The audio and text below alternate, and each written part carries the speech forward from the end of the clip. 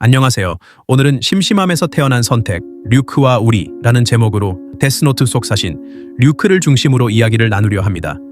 그는 단순히 괴상한 캐릭터가 아닙니다. 그의 존재는 우리 삶 속 지루함, 욕망, 유혹, 그리고 신이라는 개념까지 건드리며 의외로 우리의 고민과도 깊이 닮아 있습니다. 류크는 인간 세계의 데스노트를 떨어뜨리며 이렇게 말합니다. 심심해서 놀랍도록 단순한 동기입니다. 그러나 이 지루함이야말로 인간 사회의 욕망과 두려움을 드러내는 거대한 무대의 시작이었죠. 우리는 흔히 심심함을 무가치한 시간으로 여깁니다. 스마트폰이 없던 시절, 사람들은 벽을 멍하니 바라봤습니다.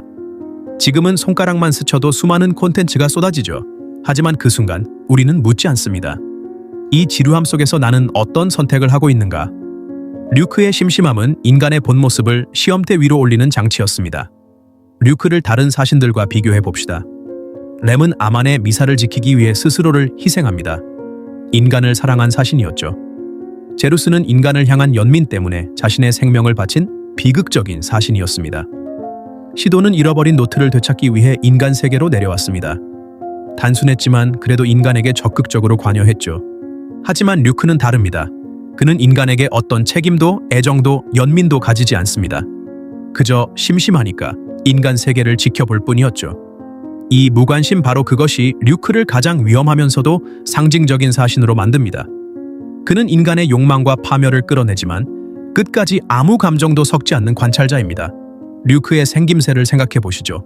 뻣뻣하게 솟은 머리카락, 과장된 어깨, 삐쩍 마른 팔다리, 그리고 음산한 미소. 그는 꼭 죽음의 피에로처럼 보입니다. 하지만 그 외형은 단순한 공포 연출이 아닙니다. 삐죽 나온 뼈와 가죽은 소멸과 공허를 상징합니다. 길게 찢어진 입의 미소는 인간의 어두운 선택을 조롱하는 냉소입니다. 그런데 정작 그는 무시무시한 모습으로 등장하면서도 인간 세계에서는 사과를 달라고 조르며 능청스레 웃습니다. 괴기와 유머가 뒤섞인 이 모습은 메시지를 전합니다. 죽음조차 이렇게 가벼운데 인간이 신이 되려는 건 얼마나 우스운가. 류크는 그 자체로 인간의 권위와 신성함을 비웃는 존재입니다. 류크가 탐하는 사과는 단순한 개그가 아닙니다. 성경에서 사과는 에덴 동산의 금단의 열매, 즉 지식과 유혹의 상징입니다. 아담과 이브가 사과를 베어 문 순간 인간은 죄와 자유를 동시에 얻었죠. 라이토가 데스노트를 집어든 순간은 곧 인간이 사과를 베어 문 역사와 겹칩니다. 류크는 사과를 베어 물며 인간의 선택을 바라보고 그 행위 자체가 인간의 욕망을 비웃는 연출이 됩니다. 오늘날 우리의 사과는 무엇일까요? 바로 손안의 스마트폰, 그 안에 작은 알림입니다. 빨간 점 하나, 메시지 하나. 호기심과 유혹을 참지 못해 눌러보는 순간 우리는 이미 류크의 무대에 서 있는 겁니다. 자, 이제 류크를 역사적 인물과 연결해 이야기해보겠습니다. 화가고야. 그는 이성이 잠들면 괴물이 깨어난다고 말했습니다. 류크는 괴물을 밖에서 만들지 않습니다. 인간 안에 이미 존재하는 괴물을 지루함과 욕망을 통해 드러낼 뿐입니다. 작가 오스카 와일드는 인간은 유혹을 참을 수 없다고 했습니다. 류크는 데스노트를 통해 인간이 유혹 앞에서 얼마나 쉽게 무너지는지를 관찰합니다. 라이토의 권력, 미사의 사랑, 미카미의 광신은 모두 와일드가 말한 유혹의 드라마였습니다. 철학가 니체는 신은 죽었다고 선언하며 새로운 가치를 창조하라 했습니다. 라이토는 스스로 신이 되려 했습니다. 하지만 류크는 개입하지 않고 웃으며 말합니다. 네가 신이 되겠다면 증명해봐라. 그에게 중요한 건 성공도 실패도 아닌 단지 인간이 어떤 선택을 하는지였습니다. 오늘날 우리는 어떤 류크의 시험대 위에 서 있을까요? 심심해서 현 SNS가 나를 비교와 불안 속에 빠뜨립니다. 무료한 순간에 열어본 뉴스가 세상을 혐오와 분노의 눈으로 바라보게 만듭니다.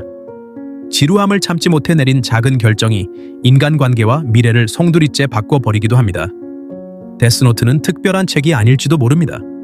우리 손안의 스마트폰, 그 작은 화면이 곧 오늘의 데스노트일 수 있습니다. 류크가 처음 인간 세계에 나타나는 순간 그는 하늘에서 떨어지는 검은 그림자처럼 등장합니다.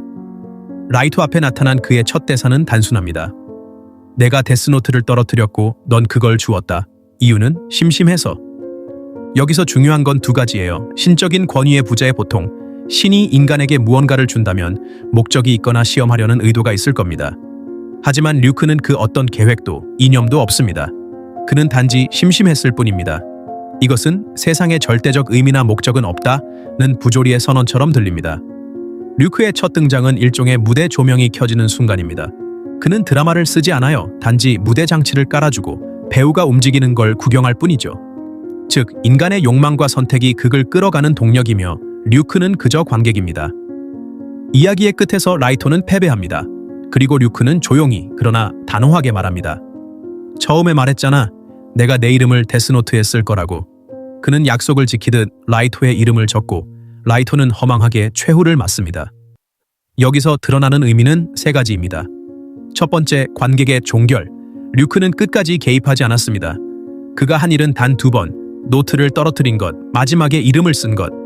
즉, 연극에 막을 올린 사람이자 막을 내린 사람이 바로 류크입니다. 두 번째, 공평한 결말. 류크는 라이토를 미워하지도 특별히 좋아하지도 않았습니다. 단지 끝까지 지켜보다 자연스럽게 결말을 정리했을 뿐이죠. 이는 사신답게 죽음의 공평성을 상징합니다. 권력을 쥐고 신이 되고자 했던 라이토조차 결국은 모든 인간과 마찬가지로 죽음 앞에서 평등해집니다. 세 번째, 허무의 귀결. 라이토의 광대한 계획, 그의 신적 정의, 수많은 사람의 죽음과 충돌. 그러나 류크는 마지막에 그 모든 걸 그냥 재미있는 구경거리였다로 처리해버립니다. 인간의 의미와 비극이 사신에게는 단지 심심풀이였다는 거죠. 죽음은 인간의 모든 서사를 무색하게 한다. 아무리 신이 되고 싶어도 마지막엔 모두 같은 무대 뒤편으로 퇴장한다는 메시지를 줍니다. 첫 등장과 마지막 장면을 연결해보면 류크는 심심해서 시작했고 약속대로 끝냈습니다. 인간의 욕망을 시험하려는 의도조차 없는 무심한 시작 그리고 특별한 의미 부여 없이 단지 정리 차원의 죽음으로 끝납니다. 즉, 데스노트는 류크의 시선으로 보면 거대한 드라마라기보다 한 인간의 욕망극이 어떻게 시작되고 어떻게 무너지는지 기록한 일기장에 불과합니다. 그리고 이 구조는 우리에게도 질문을 던집니다. 당신이 지금 그렇게 집착하는 목표와 욕망, 죽음 앞에서도 여전히 의미가 있을까? 류크의 첫 등장과 마지막 장면은 결국 이렇게 요약할 수 있습니다. 삶과 죽음은 거대한 드라마처럼 보이지만 그 시작과 끝은 놀라울 만큼 단순하다. 라이토는 신이 되려 했지만 류크의 무심한 웃음 속에서 한 인간으로 퇴장합니다. 우리도 마찬가지죠. 우리가 집착하는 것들이 사실은 누군가의 눈에는 작은 심심풀이일 수도 있습니다.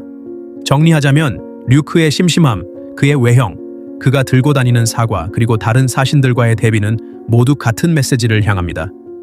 심심함은 공허가 아니라 인간 본성을 드러내는 무대다. 그 무대 위에서 인간은 괴물이 되기도 하고 창조자가 되기도 합니다. 정의를 외치며 폭력을 휘두르기도 하고 신이 되겠다 외치며 파멸로 달려가기도 합니다. 그리고 류크는 언제나 그 옆에서 미소 짓습니다. 그 모든 것이 결국 인간답다. 오늘의 이야기를 마무리하며 이렇게 말하고 싶습니다. 류크의 심심함은 단순한 장난이 아니라 우리가 어떤 존재인지 보여주는 거울이었습니다. 그리고 그 거울은 지금도 우리 각자의 손 안에서 반짝이고 있습니다.